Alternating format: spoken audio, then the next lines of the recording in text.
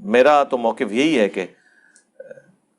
مسلمانوں کی جو بعد کی فتوحات ہیں خلفائے راشدین کے بعد، وہ ایک سپر پاور کی ایک ایکسپینشن ہے۔ اس کی وجہ یہ ہے کہ انہوں نے اپنے علاقوں کے اندر تو انصاف قائم نہیں کیا، استحصال کیا مخالفین کا۔ وہ کس منہ سے کسی دوسرے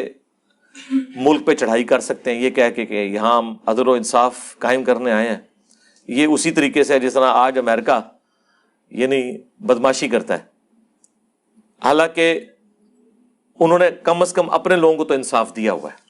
سیدنا معاویہ رضی اللہ تعالیٰ عنہ کے بغض میں آ کر مرزے نے اتنا بڑا فتویٰ تو جاری کر دیا، لیکن اس کو یہ اندازہ نہیں ہے کہ اس فتوے کی زد میں حسنین کریمین رضی اللہ تعالیٰ عنہما بھی آتے ہیں، بلکہ اور بھی کئی سارے صحابہ اس فتوے کی زد میں آتے ہیں۔ مرزے کی بات کا حاصل یہ ہے کہ خلفائے راشدین کے بعد یعنی سیدنا معاویہ رضی اللہ تعالیٰ عنہ کے دور میں بھی جو جہاد ہوا تھا وہ شرعی جہاد نہیں تھا، وہ صرف فتوحات تھیں۔ نعوذ باللہ اس طرح جیسے امریکہ کی بدماشی ہوتی ہے اور زبردستی کسی علاقے پر قبضہ کر لیتے ہیں، اس طرح کی ان کی نعوذ باللہ بدماشیاں تھیں، بلکہ پوری بے شرمی کرتے ہوئے یہاں تک کہہ دیا کہ امریکہ کے حملے سیدنا معاویہ رضی اللہ تعالیٰ عنہ کے دور میں ہونے والے جہاد سے بہتر ہیں۔ اس پر ہمارا پہلا سوال یہ ہے کہ جن صحابہ نے سیدنا معاویہ رضی اللہ عنہ کے دور میں جہاد کے اندر شرکت کی، کیا انہیں علم نہیں تھا کہ یہ شرعی جہاد نہیں ہے اور ہماری شرکت کا کوئی فائدہ نہیں ہے؟ مثلا میزبان رسول سیدنا ابو ایوب انصاری رضی اللہ تعالیٰ عنہ کی شہادت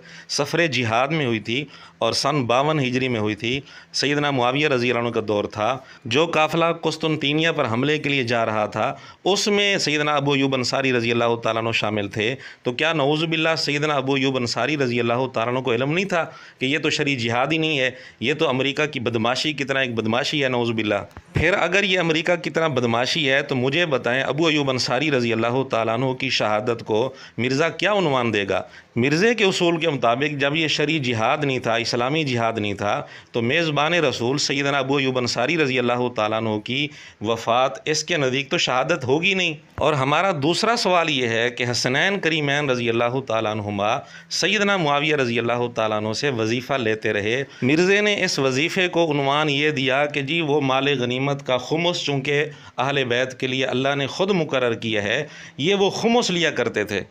اور انہوں نے صلح کر لی۔ وہ صلح حسن تھی، اور صلح ہمیشہ شرائط کے اوپر ہوتی ہے، کیونکہ حضرت حسن نے اپنی پوسٹ چھوڑی تھی تو چند شرائط کے اوپر وہ میں نے اس میں ڈالی ہیں،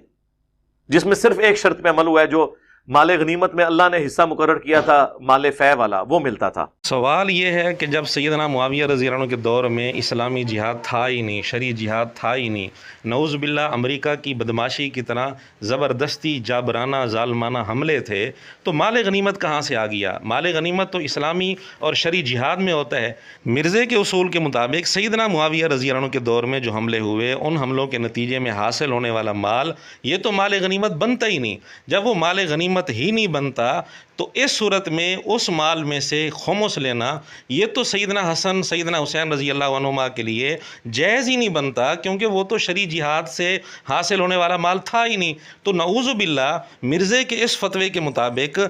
سیدنا معاویہ رضی اللہ تعالیٰ عنہ کے دور میں جتنی فتوحات ہوئیں اور جو مال حاصل ہوا، مرزے کے فتوے کے مطابق وہ چونکہ غلط طریقے سے حاصل ہوا تھا تو اس میں سے حسنین کریمین رضی اللہ عنہما کے لیے تو حصہ لینا جائز ہی نہیں تھا۔ اب مرزے کی دونوں باتیں درست نہیں ہو سکتی۔ ایک طرف یہ کہنا کہ سیدنا معاویہ رضی اللہ عنہ کے دور میں جو جہاد ہوا وہ اسلامی اور شرعی جہاد تھا ہی نہیں، دوسری طرف یہ کہنا کہ حسنین کریمین رضی اللہ عنہما جو وظیفہ لیا کرتے تھے یہ مال غنیمت کا خمس تھا جو اللہ نے مقرر کیا تھا۔ دونوں باتیں درست نہیں ہو سکتی، ایک بات کو غلط ماننا پڑے گا۔ اب دیکھتے ہیں مرزے کے شاگرد کس بات کو غلط مانتے ہیں اور کس کو درست مانتے ہیں۔